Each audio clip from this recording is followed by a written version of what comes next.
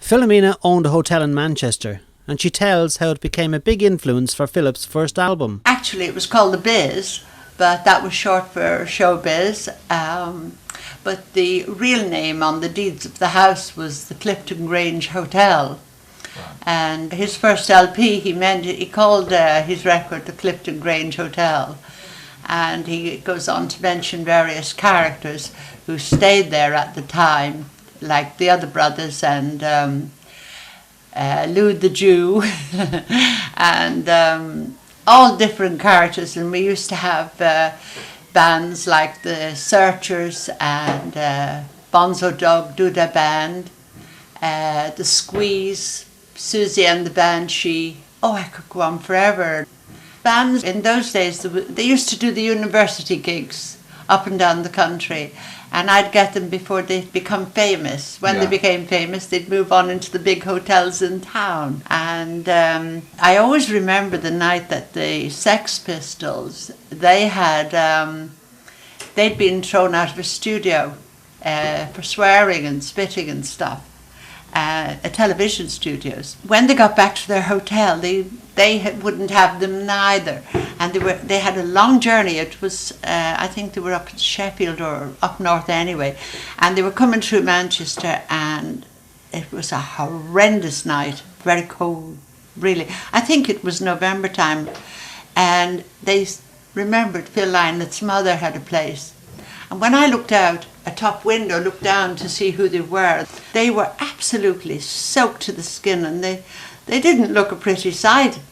But they said, "We're a friend of your son's," and I opened the door and I let them in. Phil and Brian found it hard to keep the band together, especially in the early days. There was one period when Eric Bell left and we got Gary in, and Gary left, me and Brian were on an all-time low. We were just going to go back to Ireland and play the bars in Ireland again. You know, we gave up any ideas of trying to make it anywhere else other than Ireland. And our managers, I think mainly because we were in debt, talked us out of it, you know, and said, keep at it, you know. So once we got over that, everything looked up. I mean, once we got Scott and Brian in the band, things just took off. Brian Robertson explains. So I went up and did the audition with Phil and Brian Downey, and simply got the gig there and then, and we started looking around for another guitar player. In came Scott, who was, as you probably know, from LA. And we started going out and doing club dates. And the feeling in the band was very, very natural at the time. Phil always kept it high energy. I can remember Scott saying to me that he couldn't believe the very first gig we did at I think it was the Lafayette Club in Birmingham.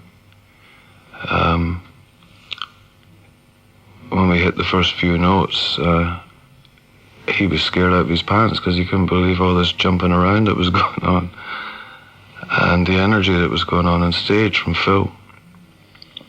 And it kind of took him back a bit. You know, he stood for about 10 minutes watching Phil. So did I, actually, before he could actually get into the whole thing. He had amazing energy on stage that it used to drive everybody. I mean, at that point, as I say, we both were watching him, thinking, "God, is this what we're supposed to do?" 10 minutes later, we were both doing it, and all three of us were at it. He got everybody at it, including the audience and everybody else. He was a master of live gigs. He was a total master. He knew exactly what to do, when to do it, what to say, even down to the running order of the set list, you know, where you would play one song, where you would play another. He knew exactly how to place the songs, and sometimes he'd change them in the middle of the gig. Lizzy's soundman, Peter Eustace, explains how Phil took an all-round interest in how the band worked. Phil used to take a great interest in sound and what was going on. He was a perfectionist, hard-working perfectionist, as you might hear quite a lot said about Phil. You'll hear the word workaholic, and he was a definite workaholic. Tremendous amount of energy. I always thought of him as a dynamo, terrific sun just burning away, taking in influences from all around him. He listened to a lot of music and influences. He liked poetry a lot as well. And this is reflected in some of the softer sides and the veins of his music. Brian Downey started to show some gritty determination. We're going to do it by hook or by crook. We're going to break this thing, we're going to make it successful. And that's a real Dublin trait, American Scott Gorham completed the lineup and was surprised by the press reaction. And the reviewer would say, and that patented Thin Lizzy twin guitar sound. And I remember reading that going, wow, that's really cool. And I called up Brian and go, hey Brian, we actually got a sound? Jailbreak was our first, say, major financial success, but I mean, we were succeeding at what we really wanted to do a long time before Jailbreak. We were enjoying playing together. We were learning about playing the guitars, which is important, which to me is far more important than the fame and fortune, which I enjoy as well. Phil now found himself in a very unique position. He had achieved success as a black bass player fronting a rock band. Jimi Hendrix, as an artist, was very deep and very involved, and he believed entirely in what he was doing. He showed to me that a black fella could be the front of a band and be completely respected for what he did. Phil was a great songwriter, great singer, great charisma, one of the few Irish black men on the face of the planet. Somebody said he was a black Irish bastard. If anybody called him that, they were dead. As the band became more successful, so the workload increased. Thin Lizzy was a real pressure cooker type of band. I think we always pushed ourselves almost over the edge. Phil used to take things on himself. Somebody say, you guys ready to do an interview for TV or radio? And Phil go, yeah, I'll do it. 7 o'clock next morning? Yeah, sure. Oh, the pressure was intense, Phil put himself under a lot of pressure, but there was always the record company thing of, where's the single, we want the single, we need something we can really work on here. He was hilarious when he wanted to be, yeah. He had a great sense of humour. He was a very Irish sense of humour, but there was always, as you know, in any band, there's always a band sense of humour and certain little sayings that everybody in the band knows but nobody outside does. And he was usually the one that would trigger those sayings off, him and Brian Downey, because they were both so close and they grew up together, the two of them used to come up with some crackers. They had us in stitches. I mean, even when things weren't, if you had I can remember in the early days, I can remember doing one drive through East Berlin, a really long one to Hamburg, that's the drive. And we had our manager, Chris Morrison, in the car. Now, it was a Granada, an old Granada. There's 3 people in the back, and a driver, and Phil in the front, and Chris Morrison sitting on top of the brake. And you're talking about a 4-hour drive or something. And everybody was getting pretty narked. It was a long drive, and we had to make it in a certain amount of time to do a certain show. But he had us all laughing most of the way, because he could see everybody getting a wee bit uptight, and especially me with my temper. He used to keep me well and truly level. He'd stop me getting too uptight. And he could be well uptight himself if he wanted to be, but he'd make sure that nothing would affect the gig, nothing at all. You could argue and shout after it, but the build up to the gig or whatever, he made sure everybody was in the right frame of mind to do it. Life on the road with Philip was one continual, you never knew what was going to happen.